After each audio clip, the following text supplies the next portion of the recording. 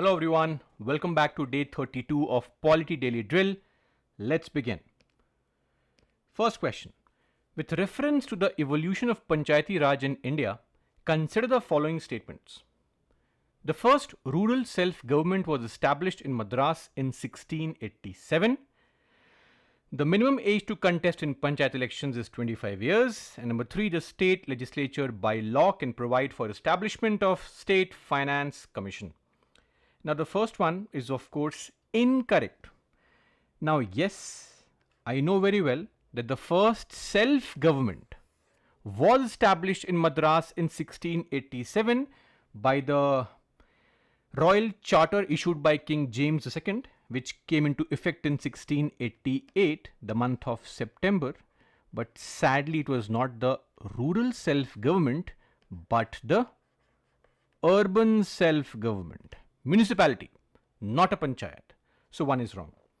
And yes, for Lok Sabha or the Legislative Assembly, the minimum age to contest is 25, whereas for the Rajya Sabha and the councils, it is 30. But what about panchayats?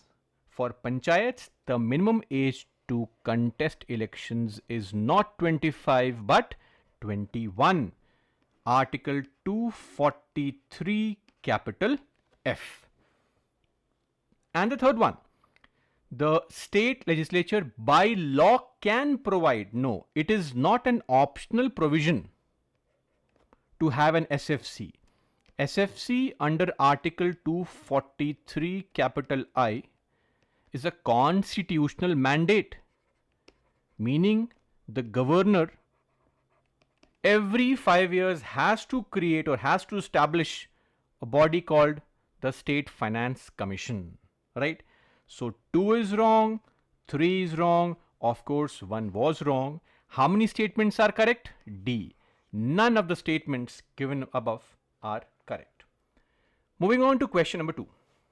Which of the following are elected by a system of proportional representation by means of single transferable vote? So we have two methods. First past the post and proportional representation by means of single transferable vote. First past the post is for direct elections and this is for indirect elections. So we know very well members of Lok Sabha, direct elections, right? Article 81. Members of Rajya Sabha, yes, of course, Article 80. Indirect elections, first past the post is not used. What is used? Proportional representation is used. Number 3, members of the State Legislative Council, yes, Article 171. The 1/3 seats that we have in the legislative councils, they are to be filled by voting by MLAs of the state, and this 1/3 seats is actually done via the system of proportional representation. So 3 is correct. And of course members of Gram Panchayat, we know very well part 9 of our Indian Constitution talks about Gram Panchayat, where direct elections take place. So this is also not a system where we have the process of proportional representation being followed. So right answer is 2 and 3, which is B. Moving on to question number 3. Which of the following are political rights that are also in the list of DPSPs? Political rights. So political rights include natural justice, procedural fairness that we say in law, such as, rights of the accused, right to a fair trial, due process, right to seek a redress or a legal remedy, right?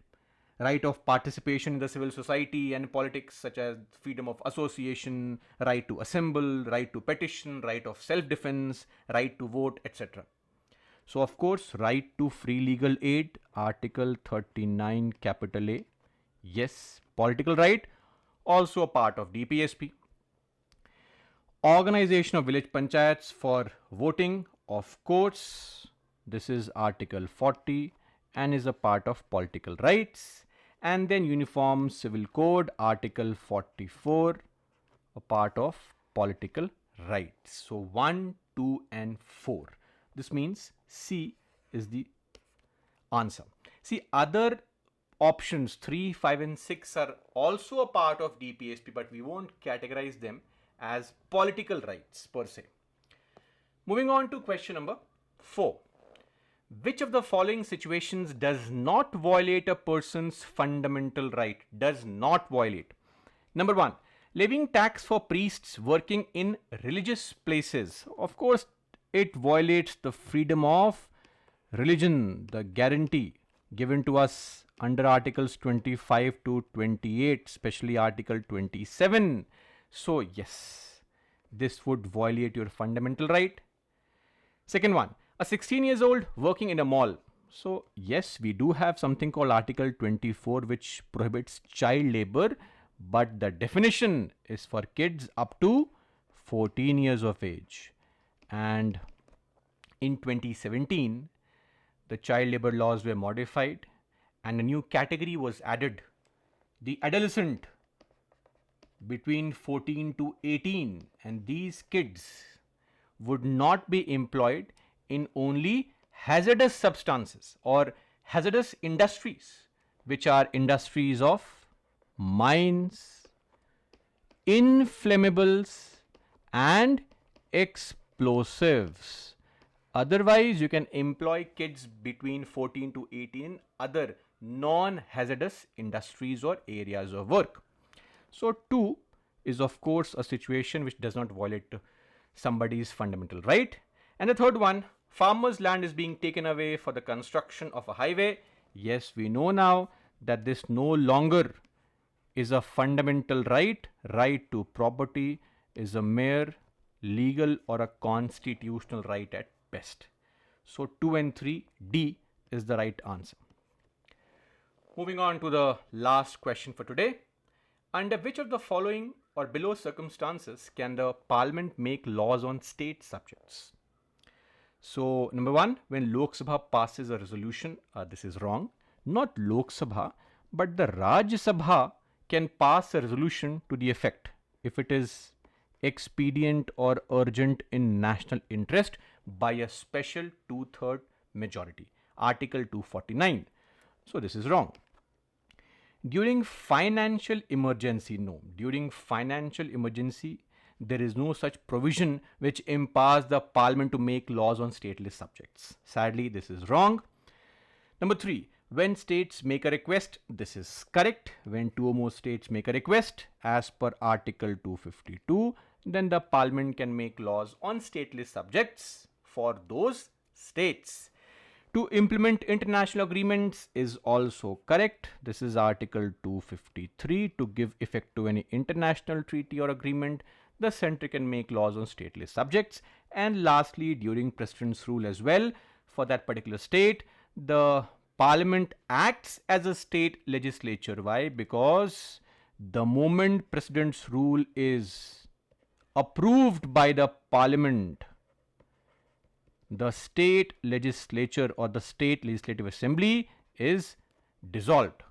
Then the parliament passes all the bills related to that particular state. So 3, 4 and 5, which means B is the right answer. This brings us to an end of our discussion for today. Let's meet tomorrow. Till then, that's all for me. Jai Hind.